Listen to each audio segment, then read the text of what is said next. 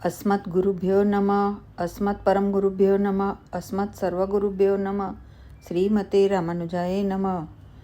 सर्वमङ्गलमाङ्गल्यं सर्वोपद्रवनाशनं वन्दे रामानुजार्यस्य नित्यं पदां भुजद्वयम्। श्रीपति के शरणागतों के लिए उपदेश।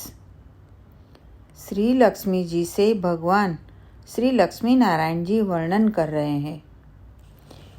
कल्याणी श्रूयतां धर्मो लोकानां हितकामया शंखचक्रांकन कृत्वा प्रपन्नोऽयं समाचरेत्।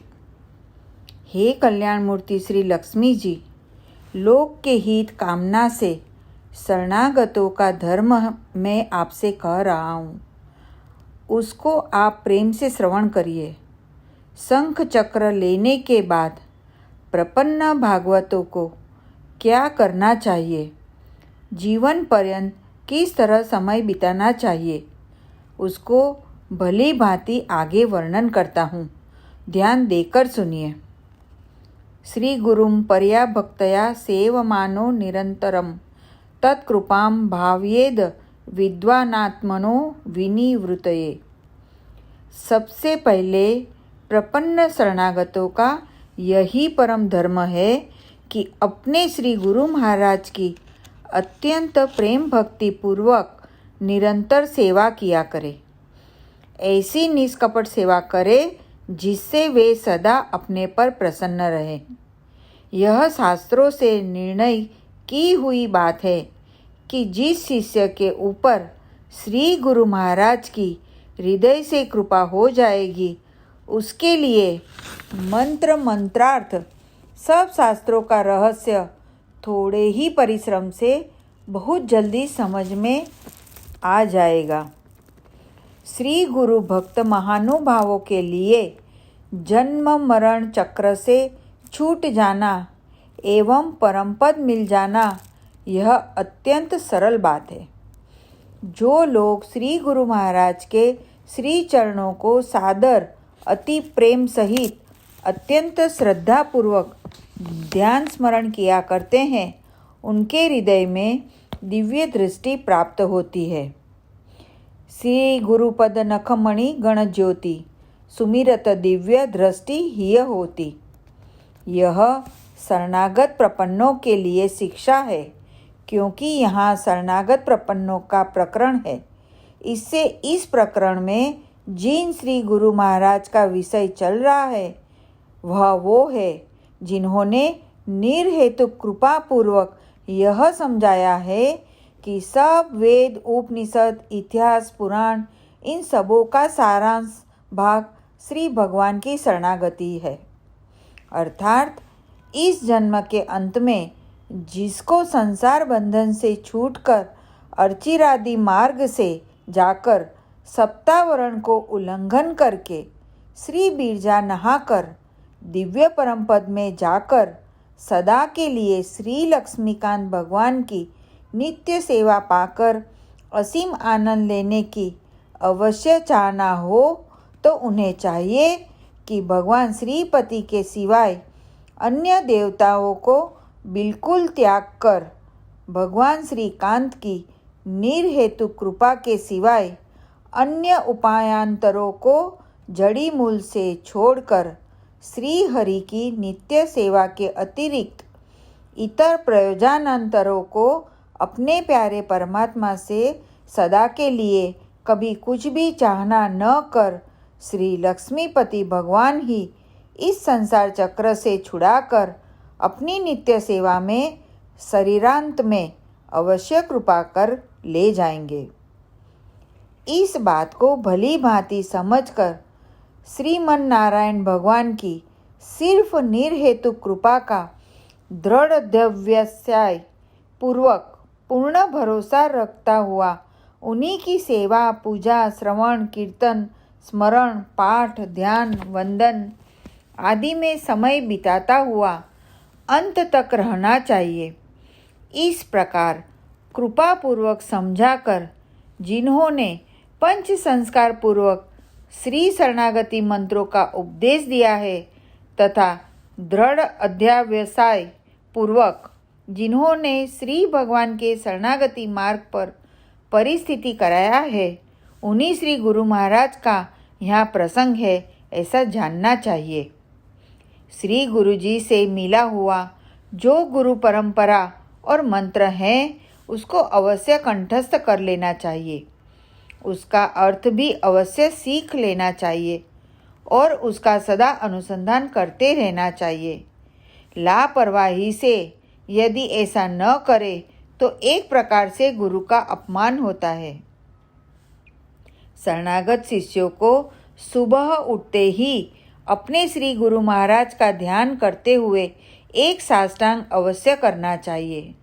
गुरु के श्री चरणों का छाप लेकर तिलक करने के बाद अपने मस्तक पर धर के उनके श्री चरणों का ध्यानपूर्वक उनका मानसिक पूजन करना चाहिए।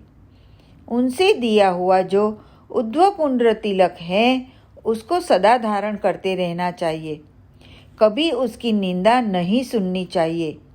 तिलक, माला, मुद्रा, त्रिबड़ी, गुरु, भगवान, भागवत आदि को की निंदा करने वालों से सदा दूर रहना चाहिए। तिलक करने के समय श्री गुरु जी का श्रीपाद तीर्थ नित्य प्रति जरूर लेना चाहिए।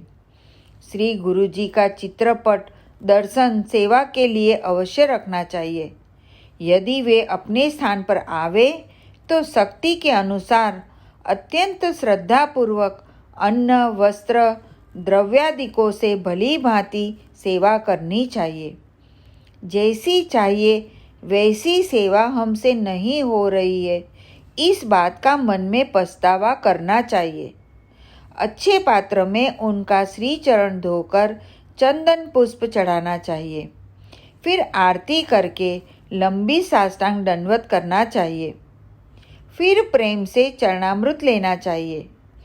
गुरु सेवा से कभी देह नहीं चुराना चाहिए। किसी कारणवश गुरु महाराज अपने यहाँ यदि नहीं आवे तो उनके दर्शन के लिए खुद चलकर जाना चाहिए। वहाँ जाकर पूर्वोक्त रीति से श्रद्धापूर्वक शक्ति अनुसार उनकी सेवा करना चाहिए। यदि वे जीवित नहीं रह जाए तो उनके निवास स्थल को तीर्थ समझकर यदा कदा उसी के दर्शन को जाते रहना चाहिए और उनके स्थान पर अथवा उनका संबंधी वहाँ जो कोई हो, उन पर उन्हीं के समान श्रद्धा रखनी चाहिए और सेवा भी उन्हीं के समान करनी चाहिए। गुरु के सेवित भगवान के ऊपर अत्यंत दुलार प्रेम रखना चाहिए।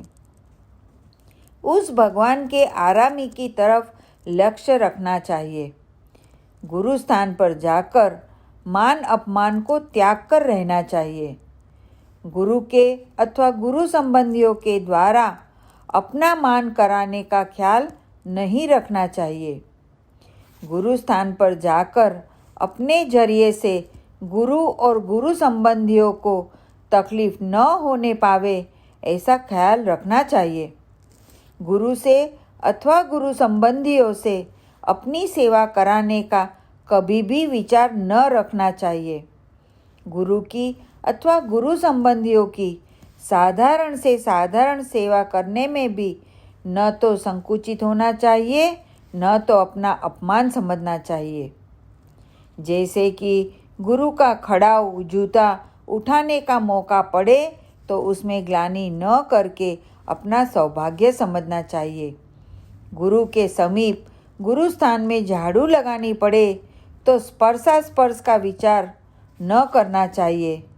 गुरु में तथा गुरु संबंधियों में न तो कभी दोष देखना चाहिए, न तो उन लोगों की कभी अपने मुख से निंदा करनी चाहिए। न तो गुरु तथा गुरु संबंधियों की निंदा करने वालों को अपने नज़दीक बैठने देना चाहिए। गुरु के समीपवर्ती सामान्य चेतनों पर भी उच्च भावना रखनी चाहिए, चाहे कैसा भी कारण आ पड़े, परंतु गुरु पर से श्रद्धा विश्वास नहीं हटाना चाहिए। गुरु से अथवा गुरु संबंधियों से ईर्षा, बैर, वैमनस्य, द्वेष जीवन पर्यंत कभी भूल करके भी नहीं करना चाहिए। जो नर ईर्षा गुरु सन करही, रव रव नरक कल्प सत परही। अर्थात जो मनुष्य गुरु से ईर्षा, द्रोह, बैर करता है वह 100 कल्प तक रौरव नरक में पड़ता है। और जो कोई गुरु की निंदा सुनता है उसको गाय मारने का पाप लगता है। जैसे चौपाई, श्री गुरु निंदा सुने जो काना, होए पाप गो गात समाना। और कोई भी क्यों न हो अपने गुरु से, अपने तिलक से, अपने मंत्र से, अपने इष्ट देव श्री भगवान से निष्ठा, विश्वास छुड़ाने की कोशिश करता हो तो उसका मुख तक नहीं देखना चाहिए, न तो उसके नज़दीक कभी बैठना चाहिए। जो प्रपन्न गुरु के दर्शनों के लिए लालायित हुआ करता है, गुरु की सेवा की सदा चाहना करता है, की हुई सेवा को सदा भूला रहता है, आगे सेवा करने के लिए उत्तरोत्तर चेष्टा किया करता है, गुरु के नाम स्मरण से जिसको प्रेम का आंसू आ जाता है, गुरु का समाचार पत्र पाकर हृदय मस्तक से लगाकर गदगद कंठ हो जाता है, ऐसे अधिकारी प्रपन्नों के परमात्मा भी वश में होकर रहते हैं। इससे बुद्धिमान शरणागतों को चाहिए कि गुरु के प्रतिकूल बर्ताव कभी न करे, ऐसा कभी काम ही न करे जिससे अपने ऊपर गुरु का क्रोध, रोष का मौका आवे। क्योंकि संसार सागर से तरने के लिए सबसे पहले गुरु भगवान की कृपा की सख्त जरूरत है। सामान्य मनुष्यों की तो कथा ही क्या है, किंतु ब्रह्मा शंकर के समान भले ही हो, परंतु गुरु की कृपा कटाक्ष के बिना भव सागर से पार हो ही नहीं सकता है। कहा है कि चौपाई में, गुरु बिन भव निधि तरे न कोई, जो विरंची शंकर सम होई। इससे व्यवहार छोड़कर परमार्थ दृष्टि से श्री गुरु महाराज की सेवा करें, इनका शुभ आगमन सुने तो आगे स्वागत के लिए जाएं, जब पधारने लगे तो कुछ दूर तक पहुंचाने जाए। शास्त्रों का तथा बड़े बड़े मुमुक्षु महात्माओं का बारंबार यही कहना है कि श्री गुरु जी के श्री चरणारविंद में निष्ठा रखने वाले चेतनों के लिए सब सुलभ है। सद्गुरु का जो अवतार है सो संसार बंधन से छुड़ाकर परमपद देने ही के लिए है। जिस बड़भागी जीव को भगवान मिलने वाले होते हैं उसी को सद्गुरु की प्राप्ति होती है। गुरु निष्ठा जिसको प्राप्त हो जाती है उसको चाहे ज्ञान, वैराग्य, भक्ति कुछ भी न हो तो भी उसकी आत्मा का उद्धार हो ही जाता है। और कितना भी ज्ञान, वैराग्य, भक्ति भरी हो तो भी यदि गुरु चरणों से विमुख हो तो उसका भला नहीं होता है। अयोध्यापुरी के राजा त्रिशंकु को विश्वामित्र जी का सर्व समर्थ होते हुए भी अच्छी गति को नहीं पहुंचा सके, क्योंकि त्रिशंकु राजा अपने गुरु महाराज से विमुख हो गए थे। इसी से बड़ों की गोष्ठी में कर्म चंडाल गिने गए। भगवान से बैर करने वालों को तो गुरु कृपा से अनेकों की गति सुनने में आती है, परंतु गुरु से बैर करने वालों को तो भगवान भी स्वीकार करना नहीं चाहते।